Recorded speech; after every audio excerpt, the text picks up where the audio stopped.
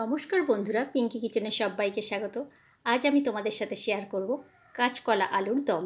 আলুর দম তো অনেকভাবেই খেয়েছো, কাঁচকলা দিয়ে কি খেয়েছো কোনো দিন? যদি না খেয়ে থাকো তাহলে ভিডিওটা প্রথম থেকে শেষ পর্যন্ত দেখতে থাকো। প্রথমে আমি কাঁচকলা আর আলুগুলোকে ডুমো ডুমো করে কেটে নিয়েছি।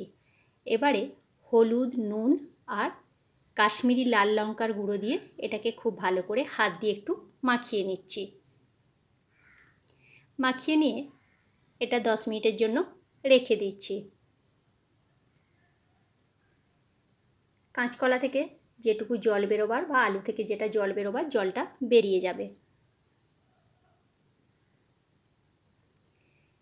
ততক্ষণ মশলাটা আমি রেডি করে নেব।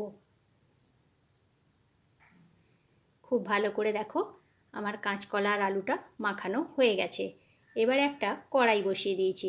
কড়াইয়ের মধ্যে দিয়ে দিচ্ছি বেশ কিছুটা পরিমাণে সরিষার তেল। সরিষার তেলটা আমার গরম হয়ে গেছে।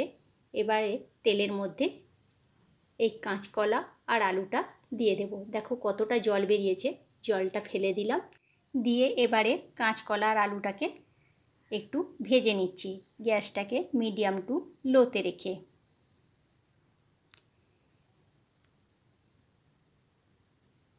একটু সময় ধরে এটাকে একটু ভেজে নিতে হবে।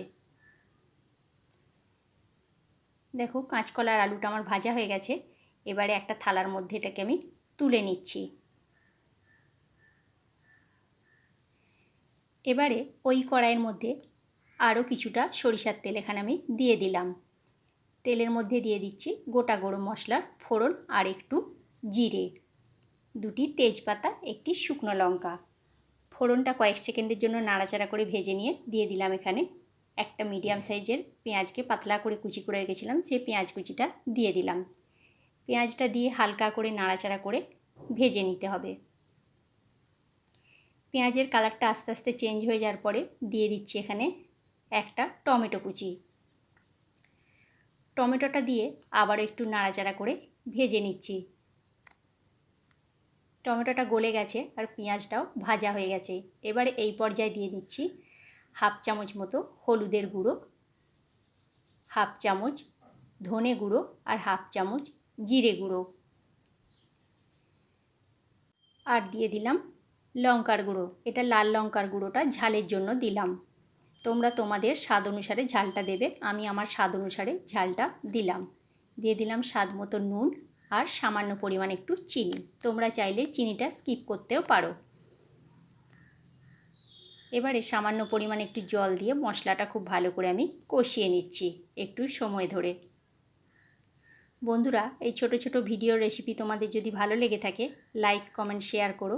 আর আমার চ্যানেলে যদি নতুন বন্ধু হয়ে থেকো তাহলে আমার চ্যানেলটি সাবস্ক্রাইব করার অনুরোধ রইল। আর পাশে থাকা বেল আইকনটা প্রেস করে দিও। তাহলে কি হবে, যখন কোনো নিত্য নতুন আমি ভিডিও আপলোড করব সাথে সাথে নোটিফিকেশান তোমাদের কাছে পৌঁছে যাবে, তোমরা ভিডিওটি দেখতে পাবে। আর ফেসবুক পেজ থেকে দেখে থাকলে আমার পেজটি ফলো করে নিও।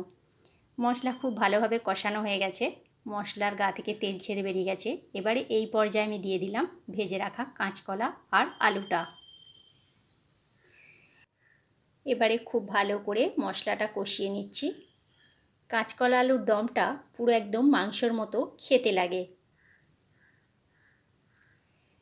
দেখো ভালোভাবে আমার কষানো হয়ে গেছে। এবারে দিয়ে দিচ্ছি এখানে আমি জল, বেশ কিছুটা পরিমাণে জল দিয়ে দিচ্ছি। কাঁচকলা আর আলুটা সিদ্ধ হতে দেব। দেখো জলটা দিয়ে একটা ঢাকনা দিয়ে ঢেকে দিচ্ছি। এখানে কিন্তু আমি আদা রসুন বাটা কোনো কিছুই ব্যবহার করিনি, তোমরা রান্নাটা দেখতেই পেলে।